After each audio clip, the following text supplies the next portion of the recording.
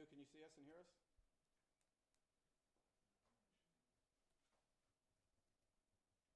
Okay. Oh, great. All right.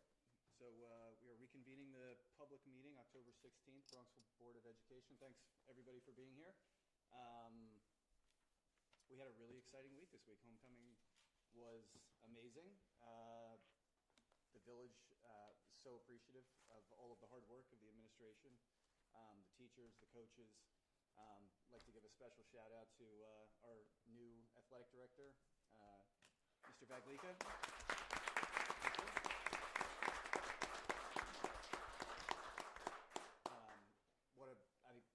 People think you're on the job for 10 years, so thank you very much for doing it so well. We have a pretty decent agenda tonight, so I'll hand it off to Rachel. Okay. Yeah. First, we'll accept the minutes from the last meeting. September 16th. Motion to accept the minutes, please. Motion. Second. All in favor? Aye. Thank you. Great. It's my honor to introduce Thomas Freeman, who is here this evening as our ex officio student board member. Welcome. Thank you. So obviously, as many of you may know, first month of school, everything's been going great. For me as a senior, a bunch of the seniors have been going through their college apps, and the school has provided help with the English department to help students work through that college application process. We had the health fair just last week for Mental Health Week, which was a great success. Everyone was able to go outside, get a little break from classes, and everyone was able to just get together. And obviously Homecoming Week was a huge success with B-Day and all the different grade wars. The whole school and the whole community came together. All the homecoming games, everybody was out there to support their team. And just looking forwards for SFL, we're running a breast cancer awareness fundraiser next Friday with a bake sale and selling breast cancer awareness accessories. On Halloween, the whole school is running the Halloween parade, where students are able to dress up and run a skit or action or performance in front of the whole school. And then looking forward to Thanksgiving, we have the spelling bee coming up then. Great. Any questions for Thomas? You have homework to do. I think physics then. Go studies. Thanks, Tom. Thank you. Thank you. Thanks, Thomas. Thank you very much.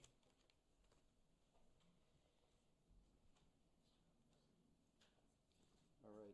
Next is our independent auditors report.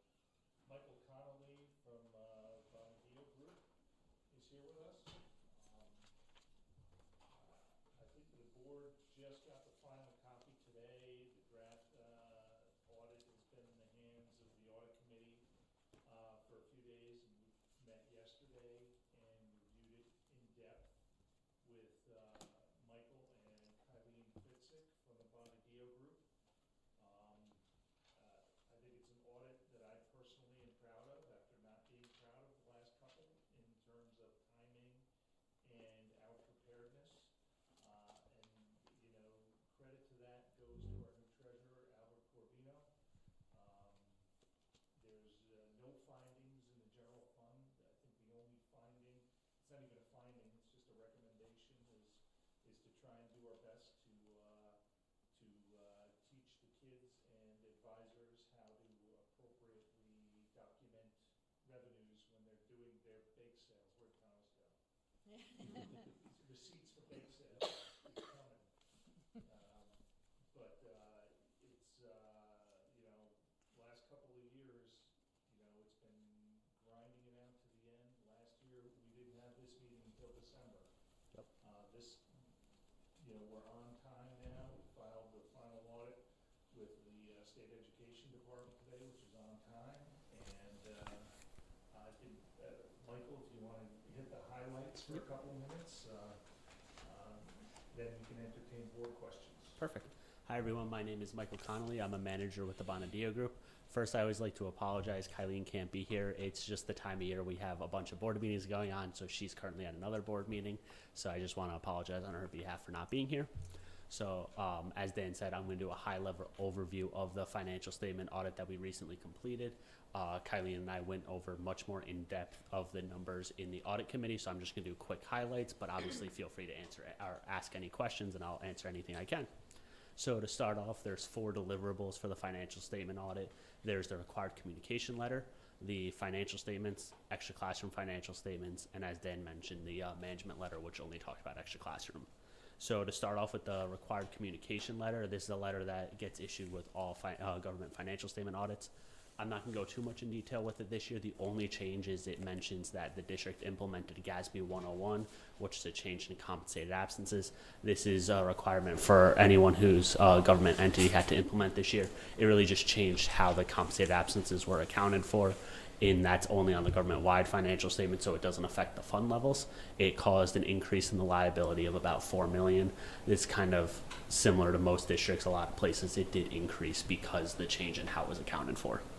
Going into the financial statements, the first thing I'm going to talk about is the independent auditor's report. Here we note that we are providing an unmodified opinion that the financial statements present fairly in all material respects. This is our highest level of assurance and consistent with prior years, so all good news there.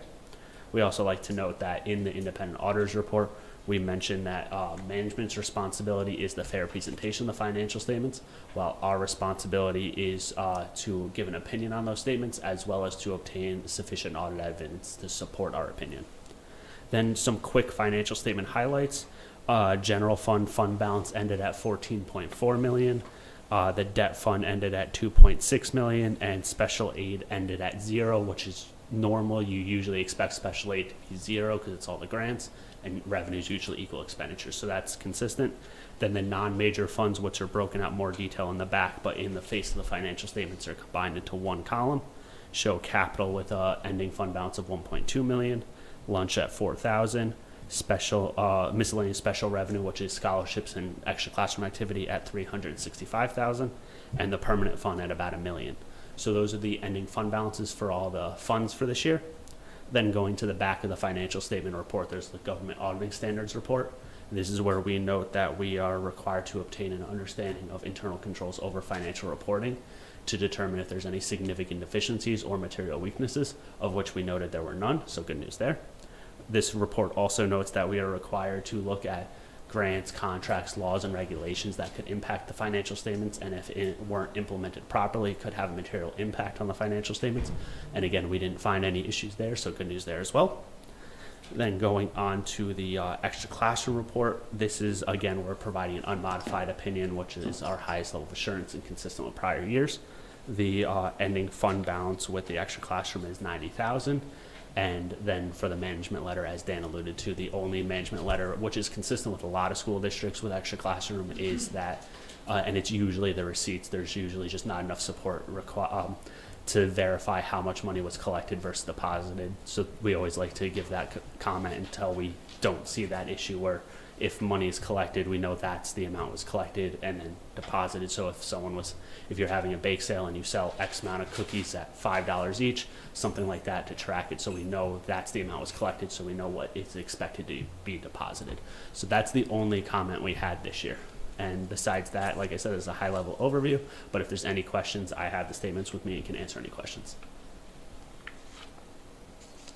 That last comment, that was I have a few questions. Yep. good. Just want to say one quick thing, Susan, and I'm sure your question is more substantial. I just wanted to comment that last point you made, was that consistent with last year, year before, the idea of getting those receipts? And Yes, yeah, yes, and it's probably consistent with probably about 70%. Yeah, 70-80% of our schools, we Right. see that comment. I just wanted to Yep. make that clear, that that's just something that we always kind of expect. Yeah, it's student involvement as well as a lot of different teachers. It's just so much involvement, it's hard to keep track of it. Also, it is a common finding you see in most school districts. Okay, thank you. Yep. Good, Susan? In the supplemental information, there's a chart that shows about a 10-year history of that other post-employment benefit liability. Yep. And the assumptions that we used to come up with that liability. And, that's those payments, those future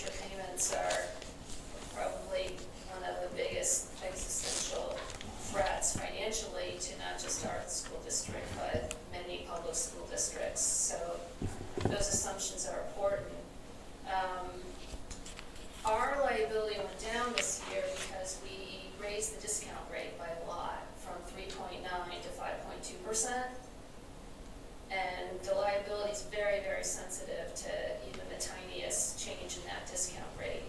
So why did we change it? And I know we do adjust it from year to year, but it's never been this high. And how does the 5.2 discount rate compare to what other districts are using? Yep, so and just so for anyone who's following along, this is on page 56 of the financial statements. So the discount rate is actually, a lot of those assumptions are set by the actuary, and the 5.2 for all the entities that are using the same actuary as you guys have had the same 5.2 percentage. So that's consistent across the board. We've been seeing it did go up this year it's really just the actuary and how they determine the calculations. On our end, we get the report and then just test their inputs to recalculate to make sure we're getting at the same numbers. But they're the ones who determine the valuations and percentages and all of that. Yeah, I mean, in my experience, the actuary will provide a reasonable range, and there's some ability, some discretion on the part of the client to choose the right discount rate. So does anyone have any insight as to why our discount rate would have changed so significantly? I think higher interest rates, I think it's like a 20-year muni index that we were using. So it's got to be a given month and what the index was at that month. Yeah, I know, like I said, with this actuary, I can't remember offhand which actuary you guys have, but every district I did that used your actuary, it was at 5.2%. They've been consistent with a lot of them that it went up. And as you mentioned, it is an inverse rate. The higher it goes, the lower your liability goes. The discount rate goes down, your liability goes up. And a lot of that information, I'm just going to jump to the first page of the footnotes for it that start with the OPEB. That is on page, what page is this? 47, I believe. It's like 5 or 6 pages where it goes a lot over like the plan description, what the discount rate is, and there's even a sensitivity analysis that shows what even just a 1% change can impact on the OPEB liability. Yeah, oh, it's a lot. It's Yep. a big number. And that's a consistent, this liability is only government-wide, so it doesn't show up on your fund levels, and it's consistent with most districts. If you take that number out of your government-wide financial statements, your net position would be positive, and that's pretty much consistent for every school district. It's just a massive liability that it's never something that you expect to come due within a year or two. It's something that it's the amount of liability for all of your employees and retired employees that you expect to pay out as benefits. Yeah, but it's a helpful benchmark because when you look at the size of that liability relative to the size of our district and compare it to other districts, it does tell you something. So the fact that the discount rate went up and our liability went down $10 million is interesting. So if you're saying everybody else is at 5.2%, For this actuary, yes. It depending on different actuaries use different rates. Probably stays the same, Mhm. but be interesting to look at. Yep.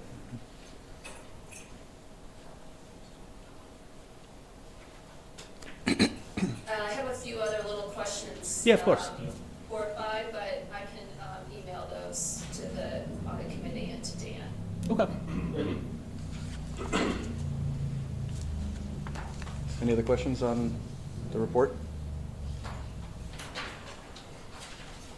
No? You know what? We're going to approve a draft, and I do want to ask these questions. Yeah, It's important that- Please do. Yeah. In note 12, Mm-hmm. we talk about all of our other post-employment benefits. We, in our last negotiation, did make a change to one of them involving Medicare Part B, and that is not described in note 12. So, Still say we provide Medicare Part B coverage for our retirees, and we do for most of them, but we don't for anyone hired after 2024 any longer. yeah. So should that not be in the note? So we get the information for this note from the actuarial report, so we just take it straight from their report and put it into the financial statement. So whatever they're showing is what we're gonna show. Well, did the actuary not have that information? I don't think there was an update with the we do an update with the actuary every 2 years. Yep. And this was not the year that we did. Yeah, it wasn't a full valuation year, so Yeah. there's a census of all employees that are sent to the actuary every 2 years, and every 2 years they do a full calculation based on the new census, and in between that they do a roll forward based on the prior year census. So since it was just a roll forward, it's still going based off of what the old census was. Yeah. I mean, I don't know how many employees we've hired since June of 2024, probably just a handful. But I don't know why it wouldn't still be in the note describing our plan, because it was in place as of June 2025. Usually when there's a change in the plan, though, that description gets updated with the full valuation. So if the actuary is just using based on what the employee information was as of the year before, that's probably why they didn't update it for this year. And that I would expect to be in there for next year. That's why the actuaries didn't update it, but I don't know why we wouldn't in our financial statements. So yeah, usually we just take those straight from the actuarial report. So our information was just straight from there.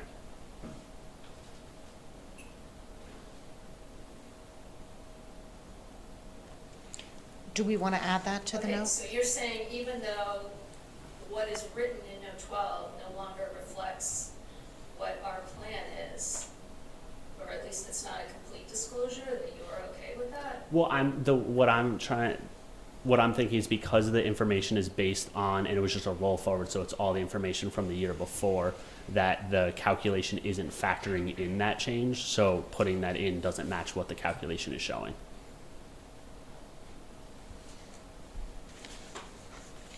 Does it impact the bottom line, given that we don't have any retirees that fall under this new plan? I don't think it would materially change the valuation.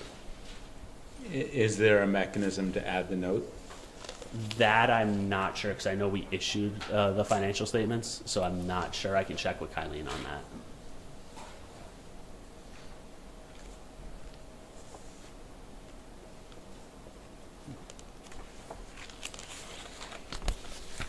Other questions, Susan?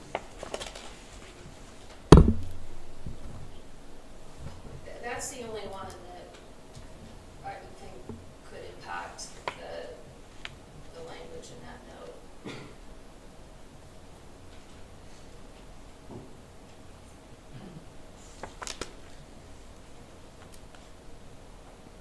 Sorry, I'm just writing it down so I don't forget.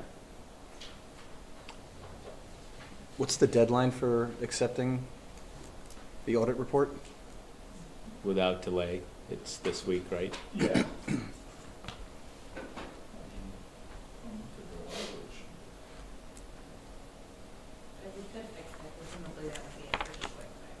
Yeah, I'll check with Kylene. I'm not 100% sure what would the process would be with that, but I would want to check with her first.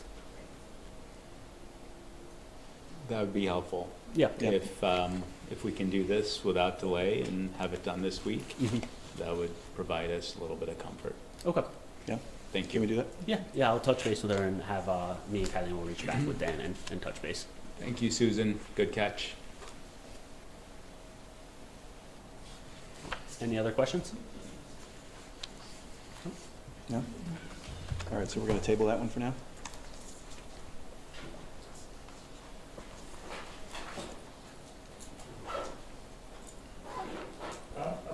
Susan, what is your issue with the language? It doesn't reflect what our plan currently is. I mean, it does, but it's incomplete. We say that we, Provide medical and Medicare Part B benefits to, I guess we could say most or some retired employees. Well, we do it to all current retirees.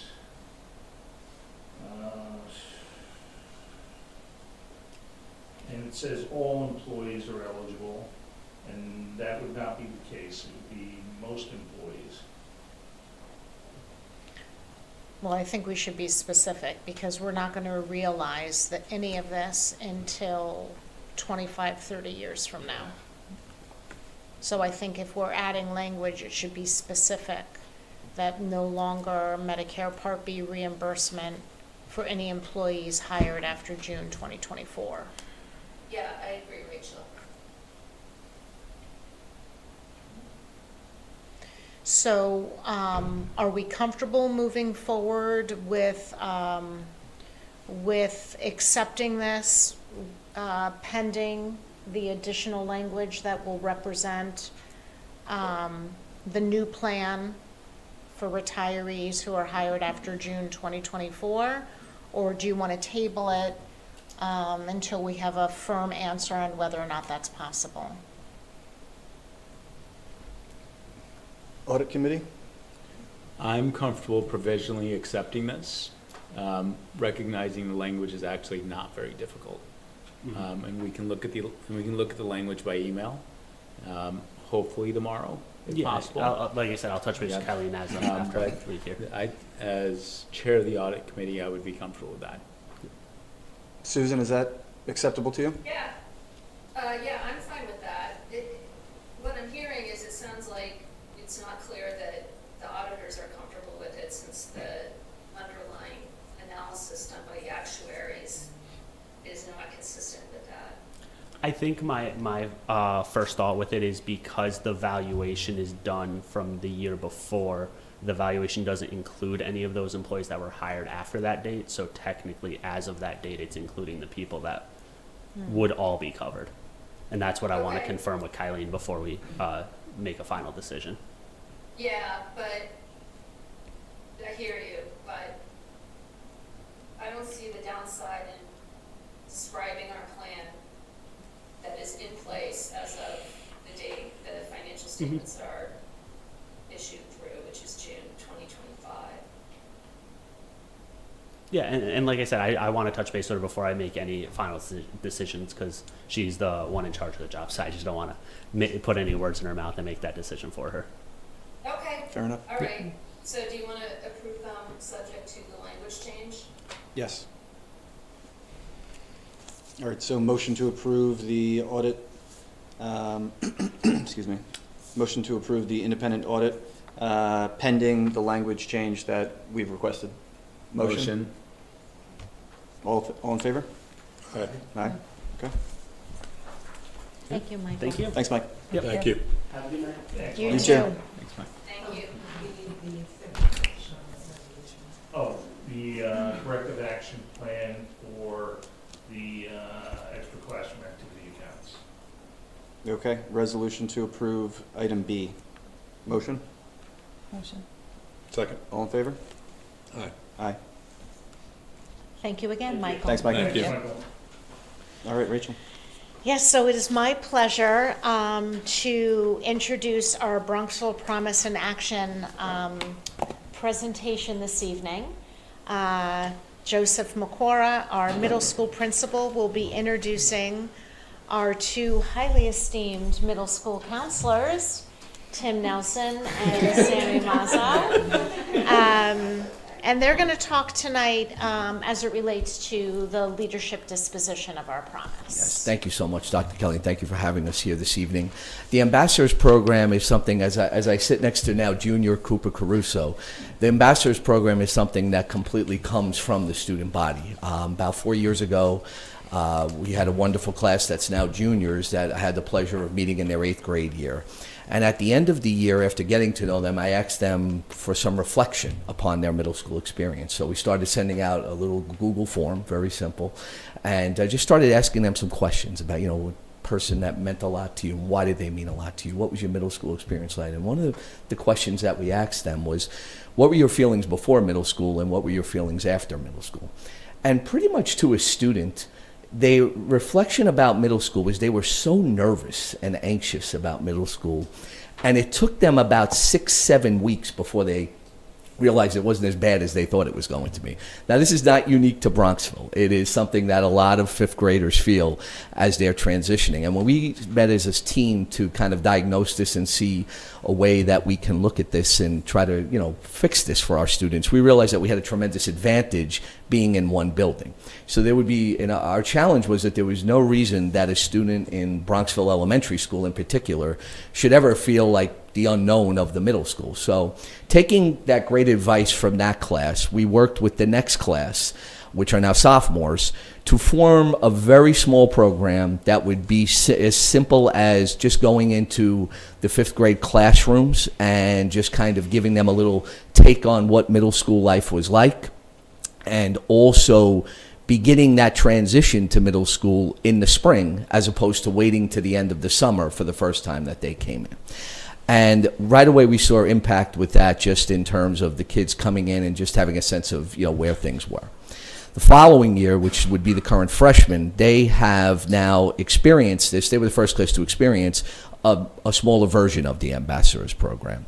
And they were kind of instrumental in building it to where it ended last year, because they had the experience of going in as 8th graders and formulating not just a little workshop about what middle school experience is, but also providing the tours personally, introducing teachers personally, and doing things that just kind of take the edge off going to middle school. We also came up with the idea of handing out locks to the students in advance, because that's, if you look at all the research, one of the biggest anxious moments of students is learning how to manipulate a lock. So we tried to take the edge off that as much as possible as well. So kind of, if you just go forward on the slides, just to kind of talk you through it.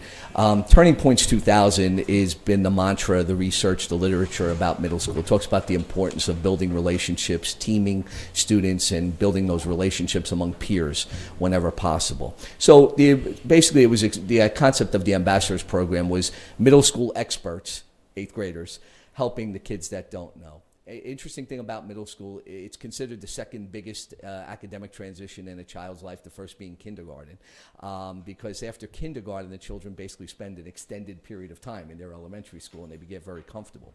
Middle school has a unique experience in the sense that it's the least amount of time children will ever spend at any level of education.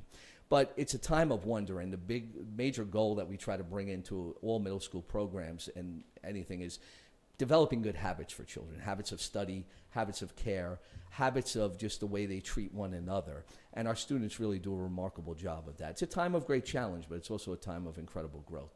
So, Connie. And we always have you, as a visual learner, I've always used the analogy that it's a bridge. It's a bridge between that wondrous world of elementary school to that world of high school. And, high school is 4 years that in some way have a big effect on the rest of your life for many kids and many students. But middle school is that time to develop all that foundational habits that can help them as they challenge through high school. It's where everything happens for the first time. It's where a child could, not do well in a class for the first time. It's where a child could maybe get in trouble for the first time. And it's all part of that incredible experience. And we try to help them through it as much as possible. So, moving forward, what we looked at the transition of middle school, our ambassadors have a mission, and it's all students. It's the beautiful thing about the Ambassadors program. It's that it is entirely all related to children helping children, and that we take their counsel in terms of ways that we can help children come into our middle school and feel more comfortable.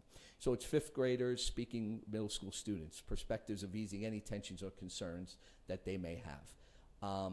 And what we basically do is, it's all the little things that can mean so much before they get to middle school. So we go back to the elementary schools.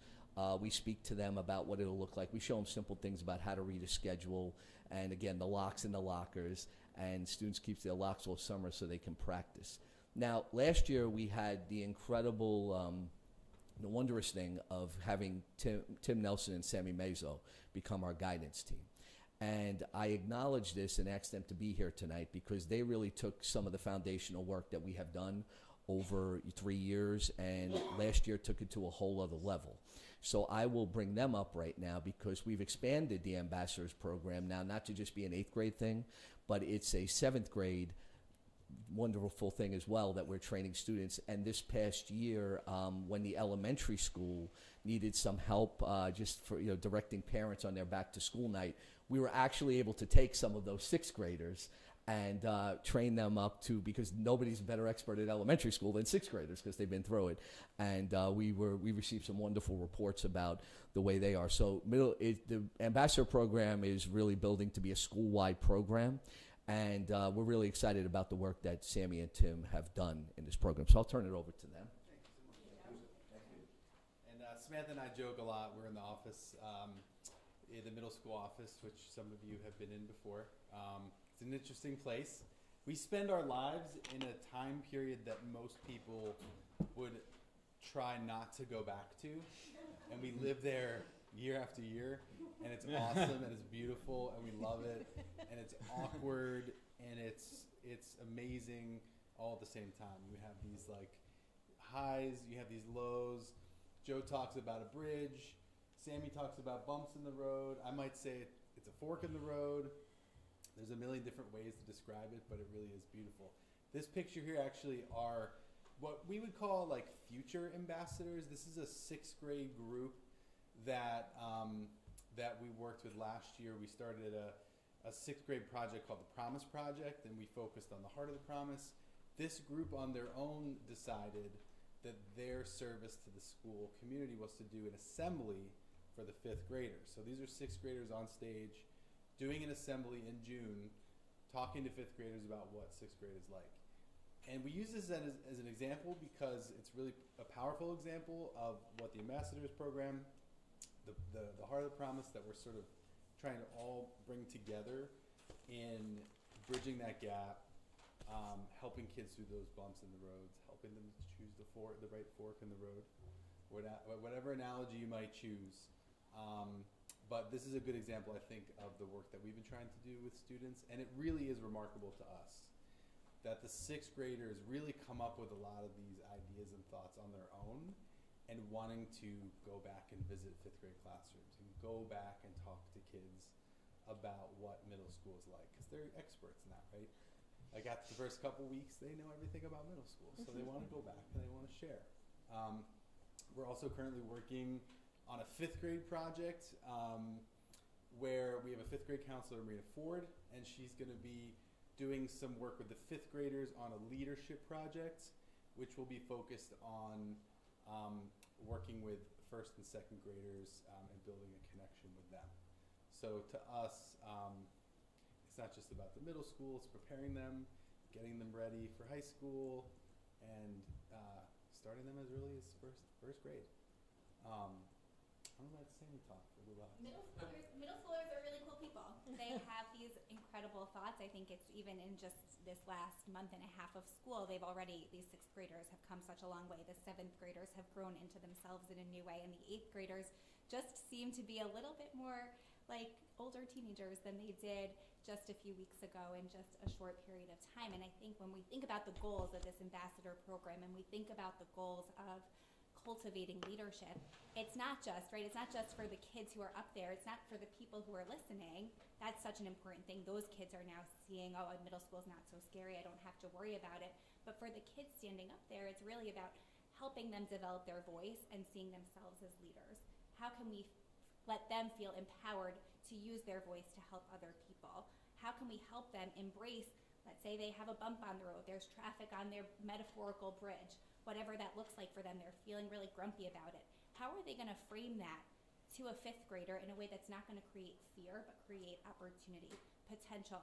Let them know how to access support, help them understand that they're becoming independent in such a cool way. And independence doesn't mean you do everything yourself, it means you know where to ask for help. And these kids are some of those people who you can ask for help, and they're going to help teach you that it's actually cool to get help from your teachers. It's cool to go into a counselor's office and talk about what's going on. It's cool to see somebody and make sure that they're uplifted and make sure that they have everything that they need. So our goals are really to help kids embrace leadership and feel the heart of the promise, have empathy for each other, embrace difference in so many different ways, and just be a community that supports each other. So goals, let them see middle school for the amazing opportunity that it is. It will have bumps. It's just part of life, but how do we tackle those bumps, and how do we face them with such an open mind? We've been really grateful because it gives us an opportunity to get to know the elementary kids a little bit earlier. I think we've seen the impact of that. Even this year, a lot more 6th graders coming into our offices earlier, and we're just really grateful for that opportunity. You know, last year we leveled it up a little bit more. We were able to have a couple of different assemblies for these incoming 5th graders, and that's something that will continue. One was the traditional welcome to middle school with our leadership team of the middle school and some of the the counselors, of course, as well as school psychologists. But this year, with Tim and Sammy's innovation of a student-led assembly, it was very meaningful for them. And in addition to the student transition to middle school beginning sooner, it allows the parent transition to middle school, especially for that first child, because it's always scary when the first child goes. And we have, again, just changed some dynamics around. Instead of waiting for the end of the summer to have a parent orientation, we now have it at the beginning of May. And if parents are still a little anxious, and it's an in-person meeting, the ambassadors give tours of the building. They're kind of the stars of that show. And then we get up and give a pretty generic kind of presentation similar to this one about what middle school life is. So if you just want to change, go to the next slide, Tom. We have some time and evolution. Again, this started with current 11th graders, and I'm very proud of them because they spearheaded it all, and it's all from their thoughts and their ideas.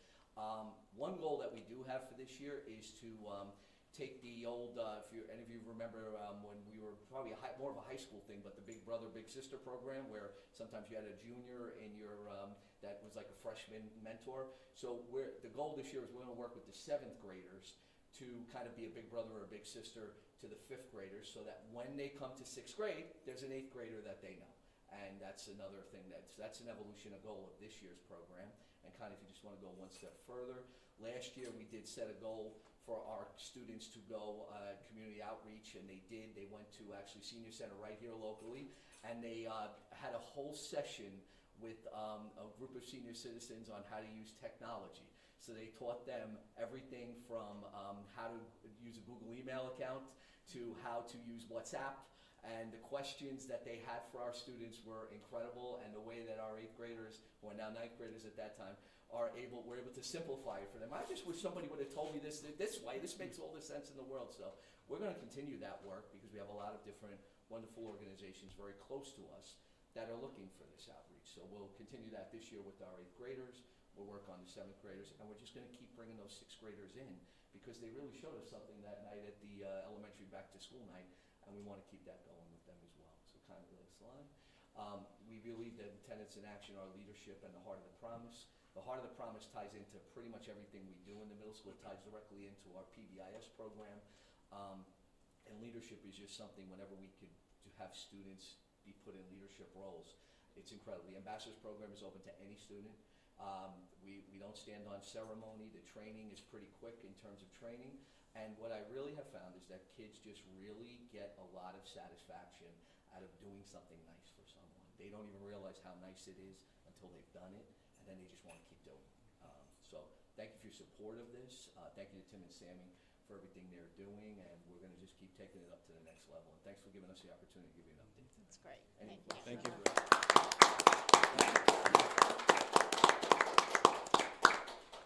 Joe, can I just ask one question? Yes, sir. I was just wondering, I mean, extraordinary work. Thank you, all three of you, for this. And the level of empathy is really inspiring. I'm wondering, what do you do with new students that come into the school? Great question.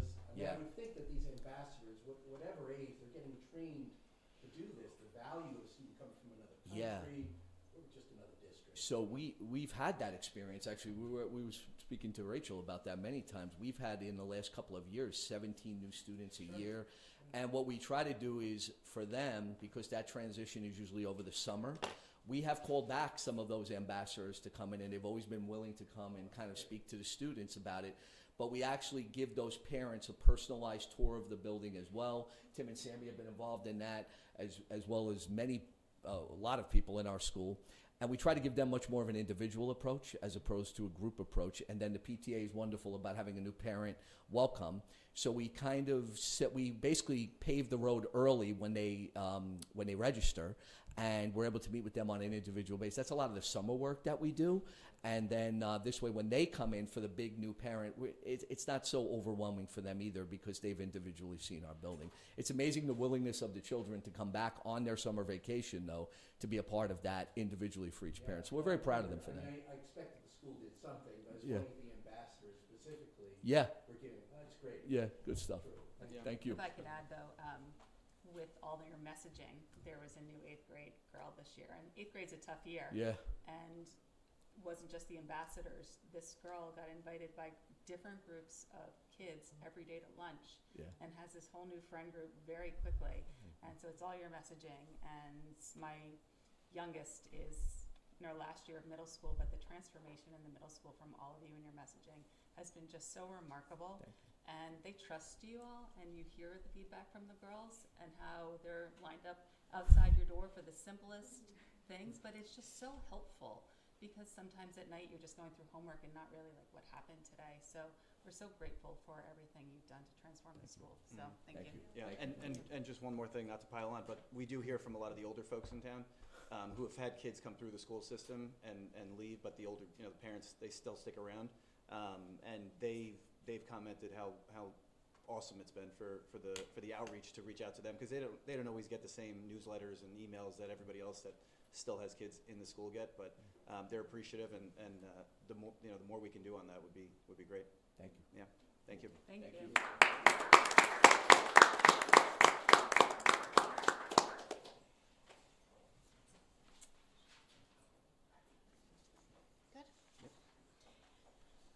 I want to start off by sharing with the community that the board and leadership are beginning to explore the possibility of lighting our 2 fields.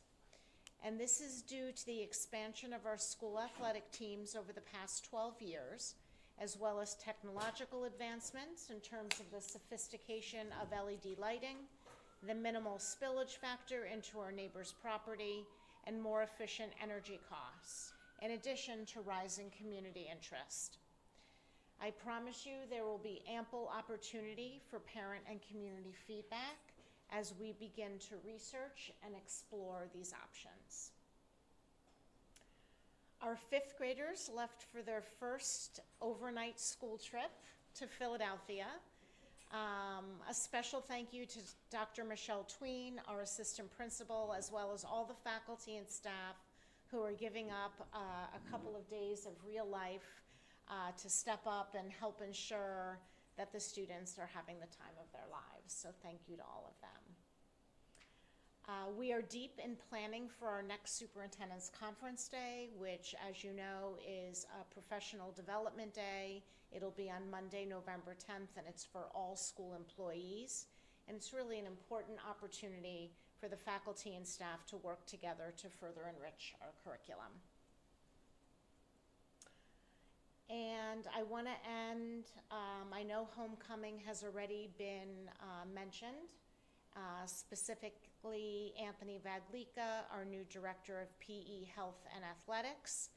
I want to also thank our 2 new Athletic Council chairs, Patsy Manganelli and Seamus Coons, as well as all of our student athletes and actually our entire student body, who are really much more engaged in homecoming week.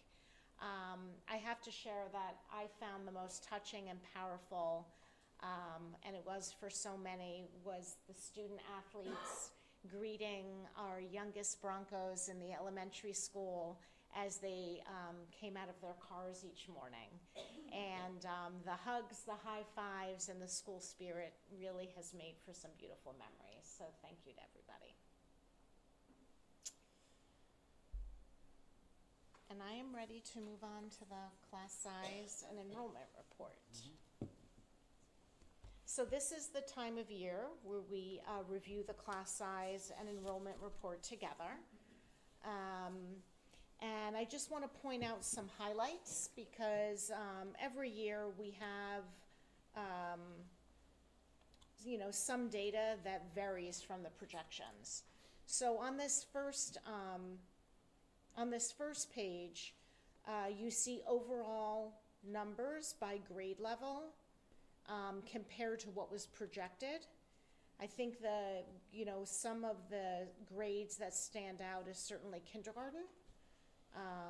That is 86, and we expected it to be lower, but not quite that low. I'll go into class sizes on the next few pages. The rest of the elementary school was pretty much as predicted. In the middle school, I think seventh grade was a little surprising in terms of, 7 lower than what was projected. And then in the high school, you see that bigger grade that's now in 10th grade. That was a surprise to us last year. We had far more new entrants into 9th grade than what was anticipated. So we are at a total of 1,550. The state has us take data as of October 1st. So there, of course, may be some fluctuation after this, but that is going to be our official enrollment for New York State Education Department purposes. And it's interesting, you see that we're over 30 lower than what was projected. And if you recall, last year, our overall enrollment was 30 or so higher than what was projected. So let's look a little bit more closely per school. So I had mentioned that kindergarten did come in lower. Last year, kindergarten was at 98, and this year it's at 85. We have a strategic planning workshop, the board and the leadership team together in the beginning of November. I think it's Monday, November 3rd. And we're going to dive a little deeper into this. And looking at enrollment, at projections as it relates to our 5-year financial model and the implications ultimately over the next couple of years. First grade is pretty much as expected. All of these class sizes are highly favorable. So that's the highlight here. They are favorable across all 6th grade levels. You see in 2nd grade, I wanted to note that we had 10 new students register. If you recall, last year, 2nd grade also we had a lot of the most registrants into that grade level. Mm-hmm. So that's something that we're going to continue to keep an eye on. We had enough room where it did not have to result in adding a section late in the game this year. So overall, based on 28 less students, we were able to go down 1 section overall in the elementary school, which was really good news for our part-time art program because it allowed them to recapture a class as opposed to being art on a cart. On the next page, we see the middle school. This was, pretty much as predicted based on last year's enrollment. We knew that our 6th grade would be a little bigger at 132, and 7th is our lowest grade in the middle school at 116, with 8th at 123. And as most of you who are familiar with middle school, you appreciate there's very little choice.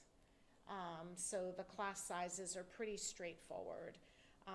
The few choices that they have do result in some range in class sizes and their choice of foreign language and music.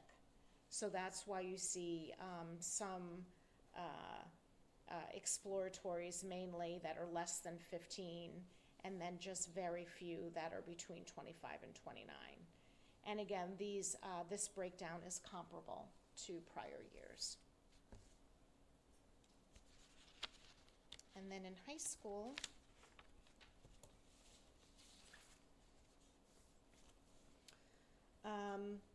you can see how the number of students fluctuates. I just want to explain why that is, because we have the same students every day. That's because in phys ed specifically with that high number, that's broken down into 2 semesters. And then also throughout the other departments, it includes electives that fall into that department. So that's why you see the fluctuation in number of students and sections. The highlight here is that when you look at the history, which is always, I find, very helpful, we are comparable to past years. You do see an increase in the smaller class sizes, which then does increase the 20 to 24 which does decrease the 15 to 19, pardon me. So that's something also that we're gonna be looking at as we dive a little deeper. You know, it's important to us, we try really hard to give kids what they want. You can't always, you know, so we might have some tough decisions to make as it relates to some offerings in the high school moving forward. Any questions?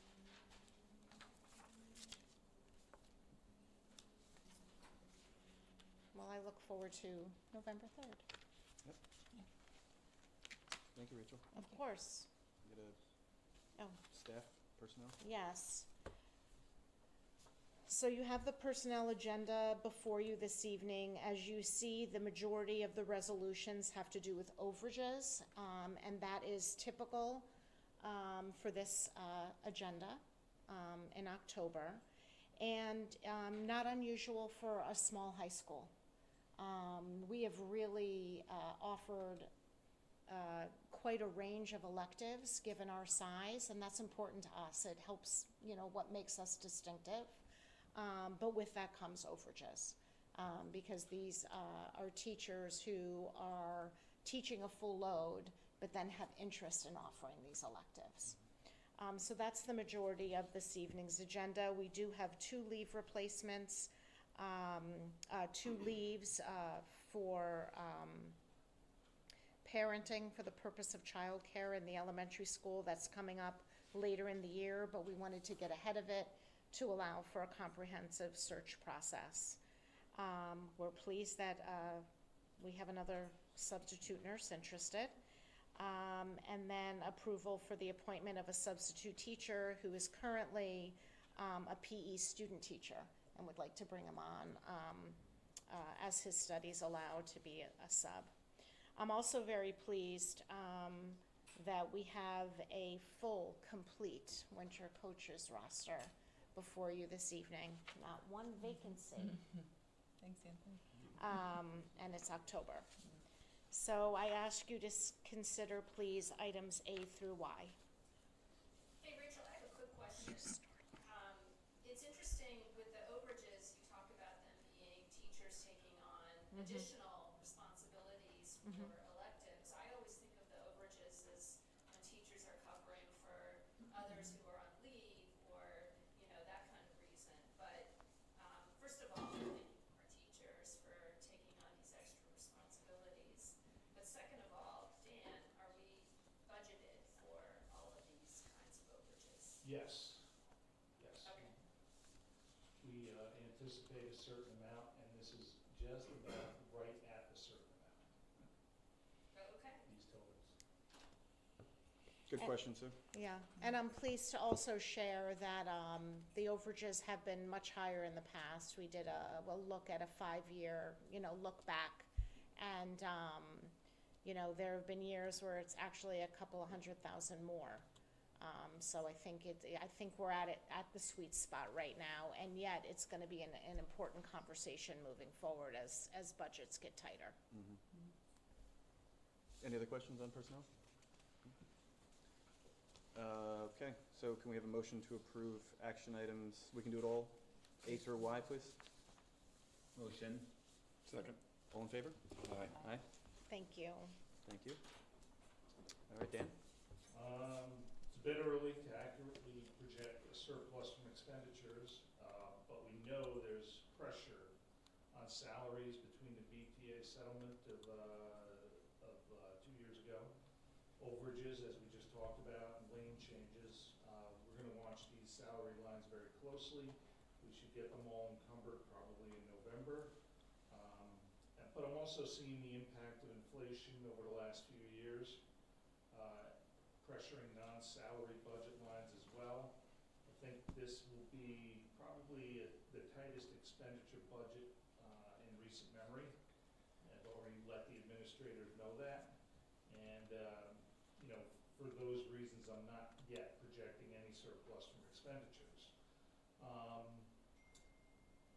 At this point, we know we're going to see a surplus in non-resident tuition of about $88,000. And that serves as the basis for our overall surplus projection We're gonna keep a close watch on interest income. I think we're gonna do okay, even though rates are declining. We've already hit about half of that budget, so I think we're in decent shape. And special education tuition income we're gonna watch that over the next few months as well, because that was a nice surplus area in the last year. Any questions on the financial summary? Dan, in the transfers, the major items are, there's BOCES Board of Ed, 70,000, Operation and Maintenance Services, 70, BOCES CDP, 70, BOCES and Service. Can you just comment, generally speaking, on where we're moving money to fund needs? Yeah, for instance, BOCES, we have a general BOCES budget that's allocated about across maybe 20 or 30 different BOCES accounts. The general budget will stay about the same, but it's the services we subscribe to that may change a little year to year, which necessitate those transfers. Buildings and grounds, I know we're light on security. That's probably where that went. We'll probably see an increase there in next year's budget. But I think Albert is doing a much better job of encumbering money early and getting these kind of transfers in early, so that we know what we're looking at throughout the rest of the year. And what exactly is the Board of Ed BOCES budget? What is that for? I think it's for syntax, but I'm not sure. I think that's right. That's communication. Yes, yes. But I'll chase that down for you, Susan. Thanks, Dan.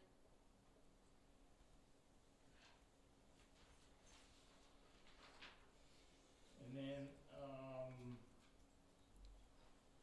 the Finance Committee, when we met last month, we took a look at updating the 5-year projections. Go to the next slide, we have a few assumptions that we're looking at. You know, we're anticipating a property tax cap of about 2%, a little more due to potential assessment growth. Interest rates declining gradually, no drastic cuts in state aid, and then other areas remaining a little stable, and then expenditure assumptions, no headcount growth, and no retirement incentives. Health insurance rates stabilize somewhat, although, you know, who knows. We think that Swiss Chip is going to do some work with their benefits and other costs. And then private school transportation students remains flat, and debt service begins for the new project that's hopefully going to start in the summer of 2026. Debt service, the soonest that could begin is 27, 28. Could go out a little further, but we're taking a conservative approach there, and that all other expenses remain somewhat stable, although we know we're getting some inflationary pressures as well. And what that shows us is, if you look at the net surplus deficit line towards the bottom, you know, I'm already anticipating a very tight 2026-27 budget, which is why we're looking very hard at enrollment. But 2027, 2028, when the debt service hits, it's going to be very tight. And then years beyond. You know, in the last, I think 2012 is when the tax levy cap came out. We have never exceeded the cap, ever.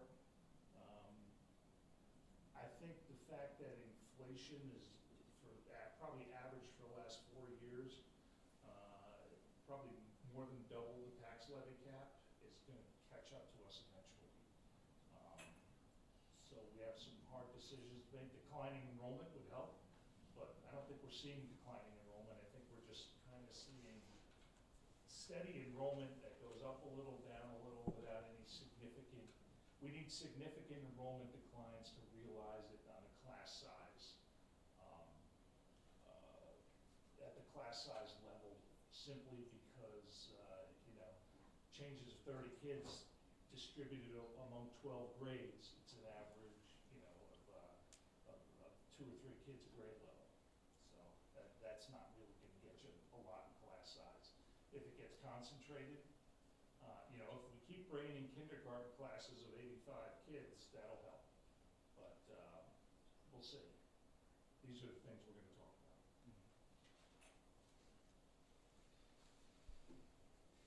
Yeah, Dan, thank you for spelling out all these assumptions. Yeah. And I just think it bears emphasizing that even with some of these cost improvements that the board is working very hard on, which you've assumed we are successful with in this projection, we have some pretty big deficits coming when the debt service hits in 27, 28. So very back of the envelope, we're looking at prospective tax increases between 5 and 6%. And we update this. This is a dynamic document. We update this whenever we get new information. Yeah, of course. Yep. But absent an alternative plan to close those gaps, that's what it looks like. Exactly. Way to silence the room, Dan, huh? I do have some financial action items. Mike Lee went out and bid for 3 contracted services, one being landscape maintenance, the second being HVAC maintenance, and the third being pest control services. All fall within all the results of the bid, and we only got one bidder for each of them. And we've had experience with all 3 bidders, so we're comfortable with them. So we'd like to award those bids. And they all fall within the maintenance budget. So, we're pretty happy with where they came in. We have a financial action item regarding the Bronxville Police Department arrival dismissal compensation rate. Although we've been paying them the same rate for about 10 years, we never really codified that rate. This is to serve to codify that rate to please our internal auditors. Let's see, and then we have a resolution authorizing the payment to EZ Designs for the construction and removal of the set for the fall play, which is seems to be a little intricate this year. This in the past had been a stipended position, so again, our internal auditors, since we're contracting it out this year, are recommending that we get board approval for that. And then finally, we have a donation. We have a donation for a tree and some landscaping out by Hayesfield from a Bronxville resident, Mr. Steve Palm, for the purchase of that tree and grounds improvement, and the funds will be appropriated to applicable expenditure and revenue codes. So the board is actually, in accordance with accepting that grant, increasing our budget by $3,000 so that we can spend that grant. I'm just getting a photo.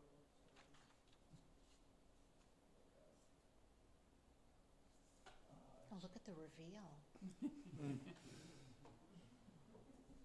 Isn't that beautiful? Nicely done, yeah. Yep. Thank you to Steve Palm for the generous donation. It's beautiful. So those are the action items. Okay. Any questions? No questions?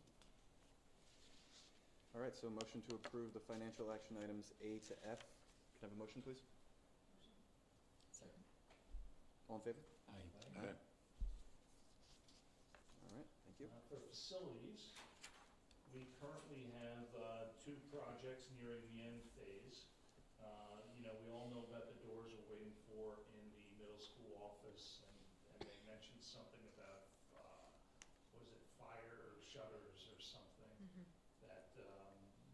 they need to install. Part of that goes in the superintendent's office, so Rachel's office is torn apart in the corner a little bit, but it'll all be coming. It's really, we're down to punch list items there. The roof, we got the coil issue straightened out, so the roof is going on the flood pump structure.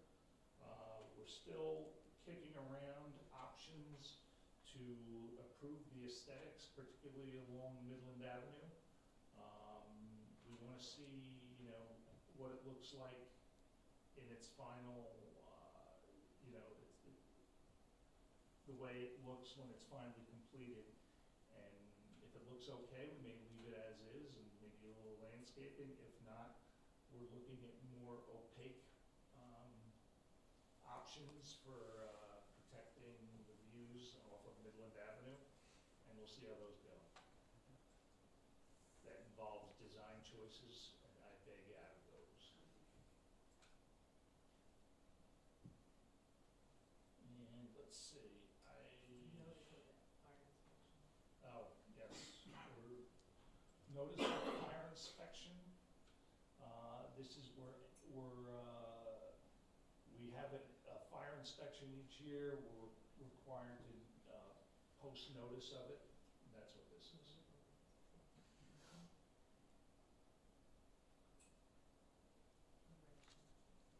And I don't have any facilities action items, but I have some other action items. Baseball team wants to go to Disney World in March over break. And the boys hockey team, they did a trip last year, I believe, to the Buffalo area. This year they want to go to Binghamton in January for a long weekend, January 15th to 18th. I presume these are for actual tournaments. Yes, Okay. yes. Not just going to Disney World. They're going to Disney World to play some games. There you go. The ultimate spring training. All right. Any questions on the overnight trips? All right. Can I have a motion to approve A and B, please? Motion?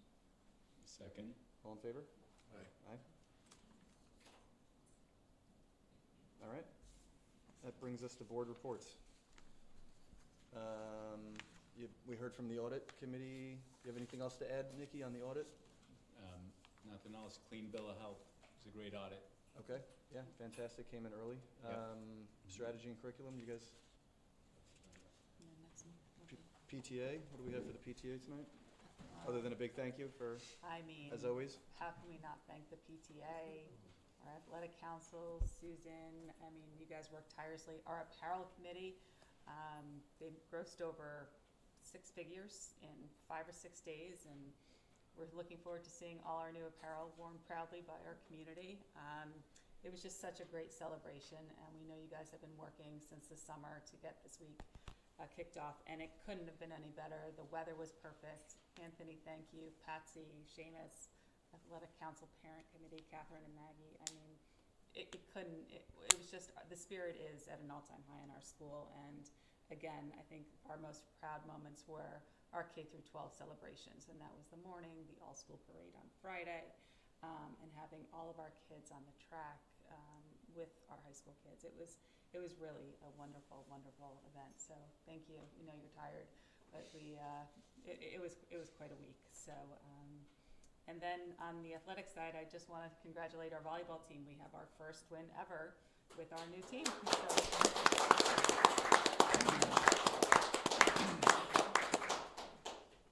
Thank you. That's great. Pete, you got anything, foundation? No, I want to thank Amy Atkinson for being here. And, Foundation does amazing things, and fundraising has already started, and it will continue, and we're going to do a great job with that. And hopefully I can add value. I'll be hounding all of you. Well, you Yeah. should hound them. We do, Because yeah. the leadership team made a concerted effort, and we had started a new tradition a couple of years back, and every administrator collectively has donated to the Bronxville School Foundation just to show our appreciation for everything they do. So thank you. We'll deliver the same from the There full you Board go. of Education. Pete's gonna whip those donations out soon, all right, so, Great. yep. Anything from finance or, no? Facilities, I think Dan touched on most of it. And Rachel mentioned that we are in a little bit of a research phase for field lighting. We also heard from our architect, engineer firm, Lan Associates, about the potential summer work for the Big Bond project. They were doing some probes on the exterior brick, and it's too soon to really get very hopeful, but the results came back in our favor thus far on potentially needing less work than what we were originally anticipating. So hopefully, hopefully that is the case, and hopefully we can get started this summer. And that was it for facilities, so, yeah. All right, I think we might have some folks here to speak in the public session. Connie, is there anybody that want to say anything? Yeah, Paul? Thanks for coming tonight, Paul. Thank you very much for having me. Again, thank you for your time. I'm Paul Heathwood. I'm here tonight because I'm going to be chairing the nonpartisan committee for board trustee for 2025 and 2026. As I'm chairing that committee along with my executive committee of Caitlin O'Rourke-Gorman, Jim Meehan, and Aaron Schaefer. Just as a reminder, the NPC is an elected board of volunteers. We have 3 representatives from the 7 election districts here in town, and we each serve 3-year terms. So you get a few years to understand how the whole process works, and I'm in my 3rd year. And the mission of the board is really first and foremost to ensure that there are qualified candidates to run for school boards. So that's obviously a critical component. Our process is to vet candidates, and then ultimately that vetting process will culminate in an endorsement. And then once we've endorsed a candidate, we will have public events and communications to let the community know who we've endorsed and how that whole process has gone. I think the key takeaways really are, one, the NPC is independent from the school board and independent from the school. So we are volunteer members of the community with really the focus on populating the school board. Nonpartisan means that there's no party affiliation considered either for board candidates or for members of the committee, and we really are going to key in on qualifications.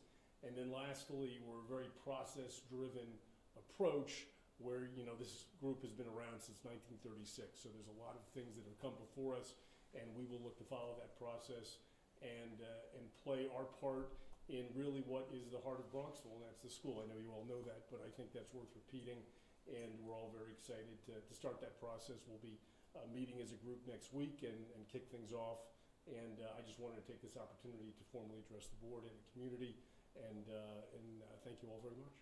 Thank you, Paul. Appreciate the hard work you guys do. You bet. Anybody online, Connie? All right. If nobody has anything else, then we can adjourn the meeting tonight. Motion to adjourn? Motion. Yeah, All in second. favor? Aye. Aye. All right. Thank you. Thank you. Thanks for coming, everyone. You like that gavel, huh? I know. It's been used more. I like gotta more. loosen I like up it. a little bit, right?